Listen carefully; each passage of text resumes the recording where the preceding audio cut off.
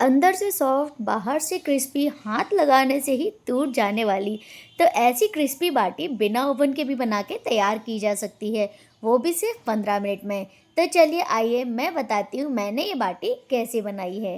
तो इसके लिए मैंने लिया एक बड़ी सी परात में 3 कप आटा। मैंने गेहूं का आटा लिया है दोस्तों, जिसने हम नॉर्मली रोटियां बनाकर तैयार करते हैं। और उसमें डाला 1/4 चम्मच बेकिंग सोडा। बेकिंग पाउडर नहीं दोस्तों, बेकिंग सोडा मैंने इसमें डाला है।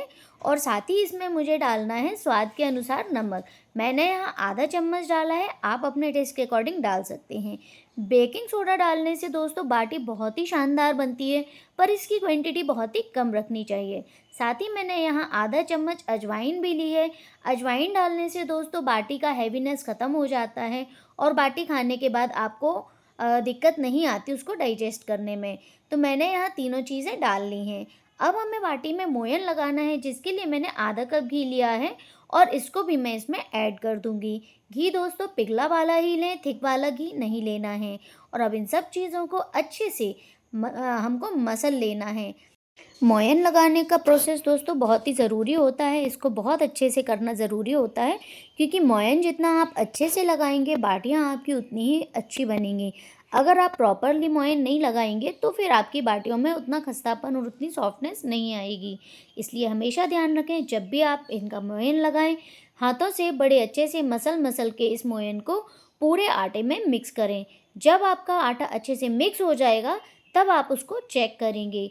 जब आटा मिक्स हो जाता है तो इसकी मुट्ठी बनने लगती है। तो देखिए हमारा मोयन पूरे आटे में बढ़िया से लग के तैयार हो गया है। तो इसकी मुट्ठी बना के चेक करते हैं। मुट्ठी अगर आपकी बन रही है, इसका मतलब है कि आपका मोयन एकदम परफेक्ट है। तो अब हमको इसका आटा गूंद लेना है। तो थोड़ा थोड़ा पानी डाल के ही आटा गूंदें। अगर आप एक साथ ज़्यादा पानी डाल देंगे तो आटा नरम हो जाएगा और बाटी में बिल्कुल भी अच्छा खस्तापन नहीं आएगा। इसलिए ध्यान रखें दोस्तों, पानी को थोड़ा थोड़ा करके ही डालें। देखिए मैं यहाँ थोड़ा थोड़ा पानी डाल रही हूँ और फिर आटे को गूंद रही हूँ। आटे को गूंदने का प्रोसेस भी बहुत इंपॉर्टेंट होता है दोस्तों, क्योंकि आटा अगर नरम हो जाता है तो बाटियाँ बिल्कुल भी अच्छी नहीं बनती। इसलिए थोड़ा थोड़ा पानी डालें और एक थोड़ा सा सख्त आटा गूंदना है। पर आटा बहुत ज़्यादा सख्त भी नहीं चाहिए और बहुत ज़्यादा नरम भी नहीं चाहिए। अब आटे को थोड़ा सा चिकना कर लेंगे और साइड से एक थोड़ा सा आटा तोड़ लेंगे और उसका बॉल बनाएंगे। बॉल हमें अप्पे पैन की कैविटी के अनुसार बनाना है, क्योंकि ये बाटी हम अप्पे पैन में सेकने वाले हैं। तो देखिए हमने आटा ले लिया, उसका बॉल भी बना लिया और अब इसको हम कचौड़ी का जैसा एक कटोरी बनाएंगे और फिर इसको चारों तरफ से पैक कर देंगे। फिर से इसका गोल बनाएंगे और इसको चाकू की सहायता से हम थोड़ा सा कट लगा देंगे। कट लगाने से दोस्तों बाटी देखने में तो सुंदर लगती ही है, बल्कि ये अच्छे से बेक भी हो जाती है। तो देखिए एक कटोरी में आपको और बना के दिखाती हूँ। तो इस तरह से हमने इसकी कटोरी बनाई है। फिर दोनों कोनों को लेके इस तरह से चिपका दिया और दोनों साइड्स को लेके फिर से इस तरह से हमने जोड़ दिया। फिर से इसको हम राउंड राउंड शेप देंगे और फिर से चाकू की सहायता से एक छोटा सा हल्का सा कट लगा देंगे। तो इसी तरह से हमें सारी बाटियां बना के तैयार करनी है। तो लीजिए बाटियां हमने यहाँ बना के तैयार कर ली हैं और अब अप्पे पैन को हम गरम करने रखेंगे। जब अप्पे पैन थोड़ा सा गरम हो जाएगा तो हमें उसमें थोड़ा सा घी डालना है। घी डालने का प्रोसेस भी ज़रूरी होता है दोस्तों। अगर आपको बाटी को ज़्यादा क्रिस्पी बनाना है बाहर से तो आपको थोड़ा थोड़ा सा घी डालना पड़ेगा। तो अब हमने सारी बाटियों को एक एक करके अप्पे पैन में सेट कर देना है। साइज़ दोस्तों बाटी का उस हिसाब से रखें जिस हिसाब की आपकी कैविटी है। अप्पे पैन में आपकी बाटी फिट आ जानी चाहिए। अगर बाटी ज़्यादा बड़ी होगी तो भी सही नहीं सिकेगी और ज़्यादा छोटी होगी तो भी अच्छे से रोस्ट नहीं होगी। अब ढक्कन बंद करके हमें इसको 5 मिनट के लिए बिल्कुल स्लो फ्लेम पे छोड़ देना है। जब 5 मिनट हो जाएंगे दोस्तों तो हमें इसका ढक्कन हटाना है। देखिए बाटी का कलर थोड़ा थोड़ा सा चेंज दिखने लगा है। अब एक चम्मच की हेल्प से इन सब बाटियों को हमें पलट देना है। बाटियां ऊपर से हल्की हल्की सी गुलाबी हो गई हैं, यानी ये बाटियां लगभग आधे से ज़्यादा सिक गई हैं एक तरफ से। अब हमें दूसरी तरफ से भी इसको ऐसे ही सेक लेना है। तो सारी बाटियों को हमें यहाँ पलट देना है। अब दोस्तों हमें इनके ऊपर से थोड़ा थोड़ा घी और डालना है। तो थोड़ा थोड़ा घी हमें इन सब के ऊपर से और डालना है, ताकि ये सारी बाटियां और दूसरी तरफ से भी अच्छी गुलाबी सिक जाएं और इनका क्रिस्पीनेस और ज़्यादा निखर के आए।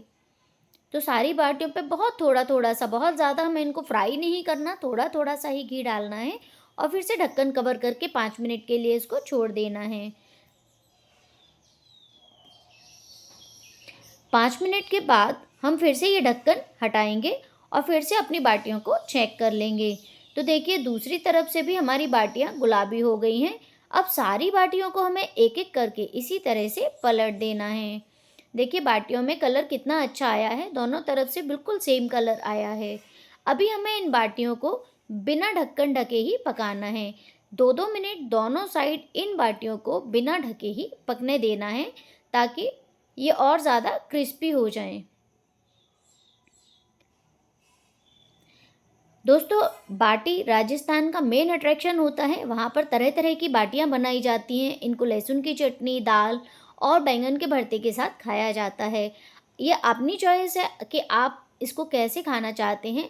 मेरे यहाँ ये बाटियाँ दाल के साथ, हरी चटनी के साथ और गिलकी के भरते के साथ इंजॉय की जाती हैं। तो देखिए सारी बाटियों को हमने पलट दिया है। बाटियों का कलर दोनों तरफ से अच्छा सा गोल्डन पिंक हो गया है। हमें इन बाटियों को बहुत ज़्यादा नहीं पकाना है। ये बाटियाँ लगभग पक के तैयार हो गई हैं। अब इन बाटियों को हम पैन में से निकाल लेंगे और एक प्लेट में रख लेंगे, ताकि ये थोड़ी सी ठंडी भी हो जाएं। आप अगर बाटियों को गर्म इंजॉय करना चाहते हैं तो इसको सीधा मेल्टेड घी में डालेंगे, अच्छे से घी में पोर करेंगे और इन बाटियों को आप अपनी मनचाही चीज़ों के साथ इंजॉय कर सकते हैं। मैंने यहाँ अरहर की दाल, गिलकी का भरता और हरी चटनी बनाई है और उसके साथ मैं इन बाटियों को सर्व कर रही हूँ। आप चाहें तो थोड़ा सा घी और इन बाटियों के साथ पोर कर सकते हैं। तो लीजिए हमारा बाटी का प्लेटर बनके तैयार है।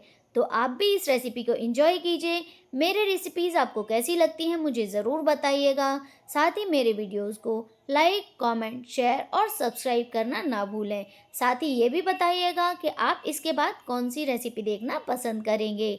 तो बाटियों को बनाइए और एंजॉय